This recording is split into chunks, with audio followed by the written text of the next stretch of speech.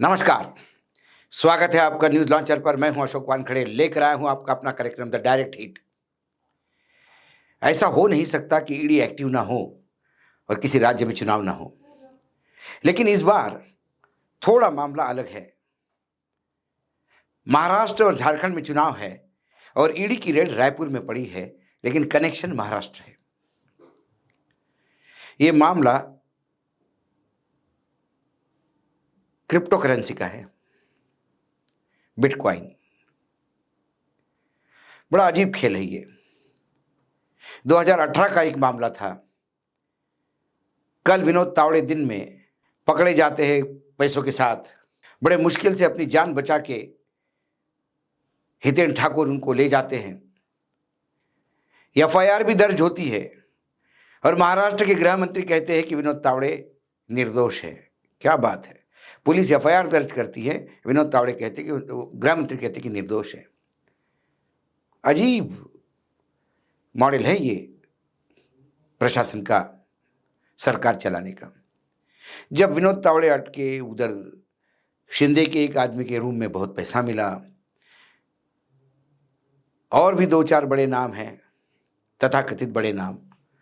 अब इन सब का जब मामला उठ रहा था, एकाएक 2018 के क्रिप्टो करेंसी के इस स्कैंडल में कुछ ऑडियो क्लिप्स मिलती है, कुछ व्हाट्सएप चैट मिलते हैं और भाजपा के हाई प्रोफाइल प्रवक्ता और सांसद राज्यसभा के सुधांशु त्रिवेदी एक प्रेस कॉन्फ्रेंस लेके सीधा नाना पटोले और सुप्रिया सुळे का नाम लेते हुए आरोप लगाते हैं कि ये क्रिप्टो करेंसी का पैसा चुनाव में लाने का प्रयास हुआ, नहीं लाया गया।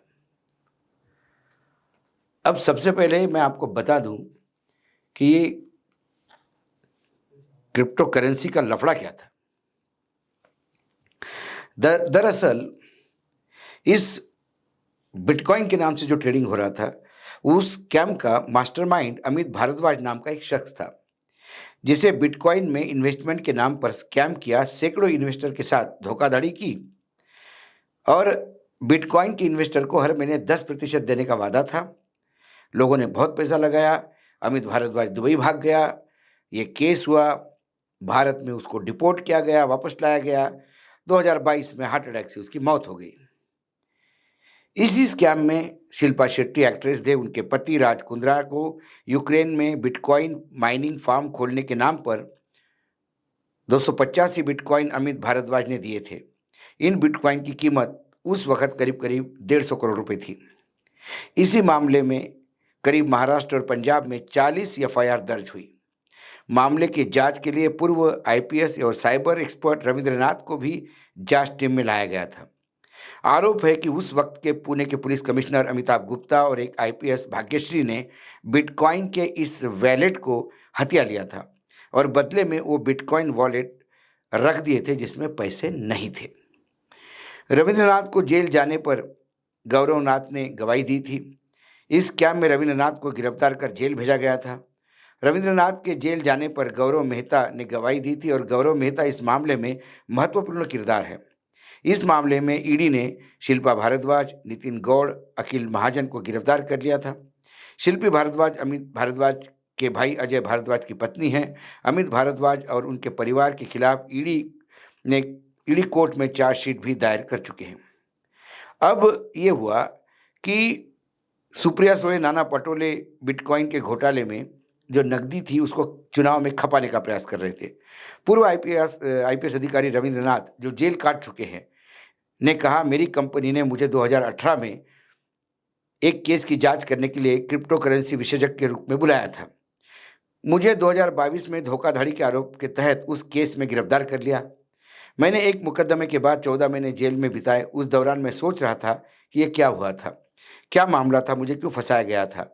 मेरे साथ अन्य सहकर्मी भी थे, हम सच्चाई का पता लगाने के लिए काम कर रहे थे। 2018 में अमित भारद्वाज को गिरफ्तार कर लिया गया।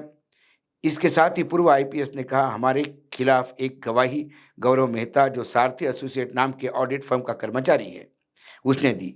परसों उसने मुझे 4-5 घंटे तक कई बार फ़ोन किए, लेकिन मैंने कोई जवाब नहीं दिया। आखिरकार जब मैंने जवाब दिया तो उसने मुझे बताया 2018 में जब अमित भारद्वाज को गिरफ्तार किया गया था, उसके पास एक क्रिप्टो करेंसी हार्डवेयर वॉलेट था।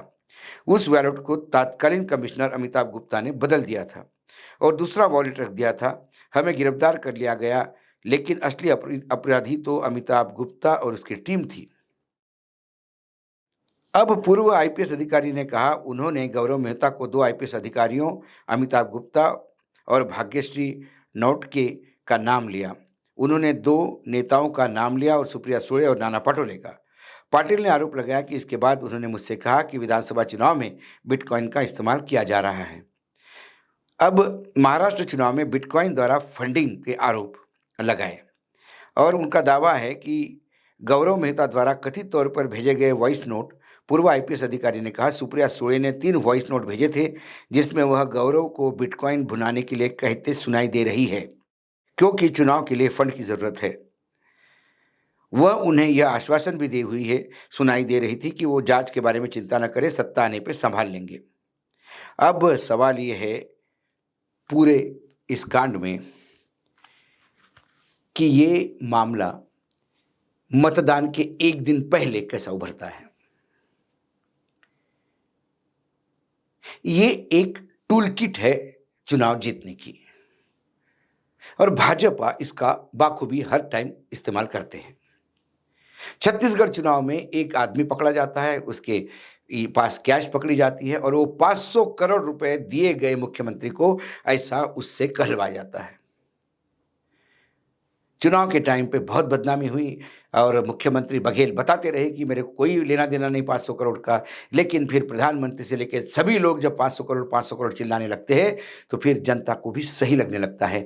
आज 1 साल हो गया उस चुनाव को, उस 500 करोड़ के बारे में भाजपा मौन है।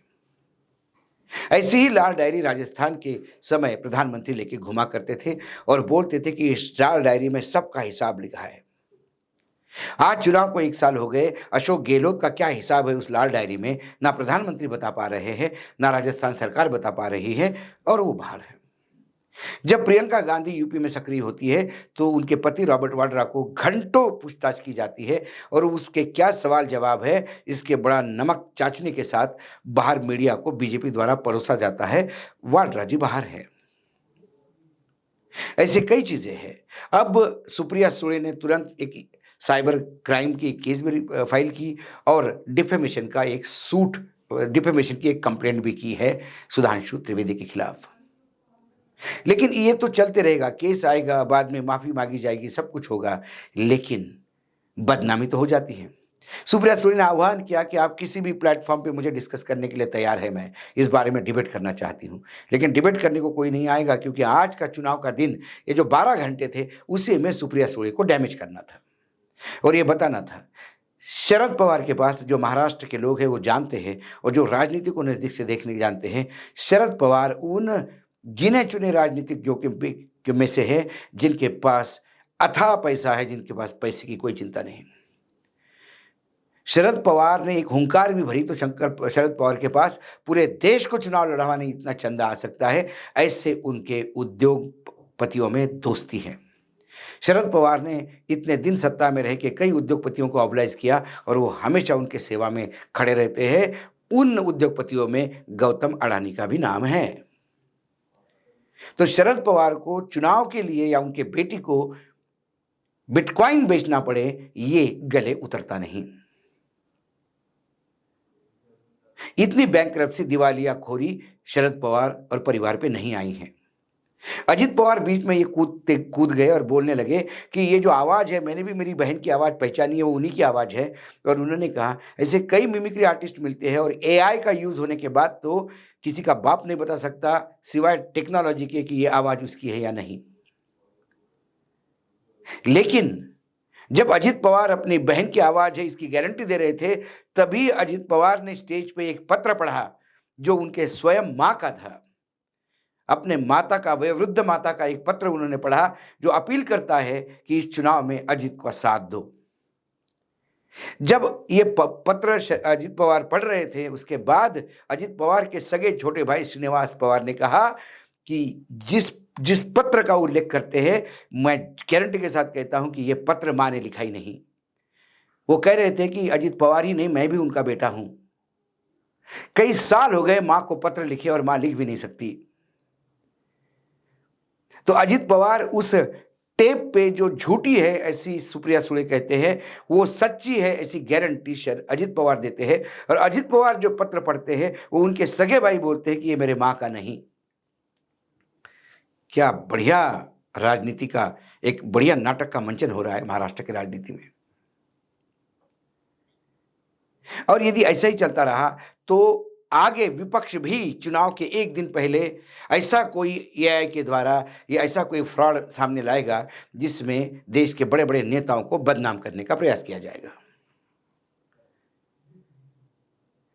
कुल मिलाकर ये जो डायरेक्ट हिट करने का प्रयास किया सुधांशु त्रिवेदी ने सुप्रिया सुळे को, लेकिन बारामती से लेकर महाराष्ट्र की सभी जनता जानती है कि सुप्रिया सुळे को बिटकॉइन बेचने की जरूरत नहीं। चंदे के लिए इतना पैसा पर्याप्त है कि जो चुनाव लड़े, क्योंकि जो धन्ना सेठ बीजेपी के पास है उस धन्ना सेठ पे पवार साहब का भी हाथ है। शरद पवार जी ने अपने जीवनी में 2 पन्ने गौतम अडानी पे लिखे हैं कि वो कितने अच्छे उद्योगपति हैं। बजाज हो, बिरलाज हो, टाटाज हो, अंबानीज हो या फिर पूनावाला हो, ऐसा कोई उद्योगपति नहीं जिसका सीधा संबंध अजित शरद पवार से नहीं, और शरद पवार के एक फोन पे जो चुनावी चंदा देने से मना करे। तो ये बात गले उतरती नहीं। शायद इस बार गलत अटैक हो गया। कुल मिलाकर राजनीति का एक घिनौना नया स्वरूप भी दिन ब दिन जनता के सामने आ रहा है कि वोटिंग के एक दिन पहले ही ऐसे आरोप लगाते हैं। वो आरोप बाद में क्या हो जाते हैं। अखिलेश यादव के चुनाव में 280 करोड़ रुपए जहां पकड़े गए थे, जिस जैन के पास जो गुटके कंपनी को एसेंट बेचता था, वो पैसा समाजवादी पार्टी अखिलेश का है कह के गृह मंत्री से लेकर प्रधानमंत्री तक भाषणों में कहते थे। आज वो पैसा कहाँ है, और यदि पैसा अखिलेश के पास अखिलेश का था तो फिर अखिलेश जेल में क्यों नहीं। सवाल ये है। आज सुप्रिया सुळे ने जब केस फाइल किया तो नाम के लिए उस मेहता पे रेड की ईडी में, जो बहुत पुराना मुजरिम है इस केस में और उस पर पहले भी ऐसे काम हो चुके हैं, लेकिन रेड होती है तो लोगों को लगता है कि इसमें कुछ है। लेकिन अब ईडी की रेड चुनाव के दौरान निहायत जरूरी हो गई, क्योंकि भाजपा को चुनाव जीतना होता है। क्या इसमें लोकतंत्र हिट होता है, क्या सुप्रिया सुळे हिट हो गई, या भाजपा सेल्फ गोल कर गई, ये तो समय बताएगा। आज डायरेक्ट हिट में इतना ही। कल फिर आता हूं किसी विषय के साथ। तब तक के लिए नमस्कार। देखते रहिएगा न्यूज लॉन्चर।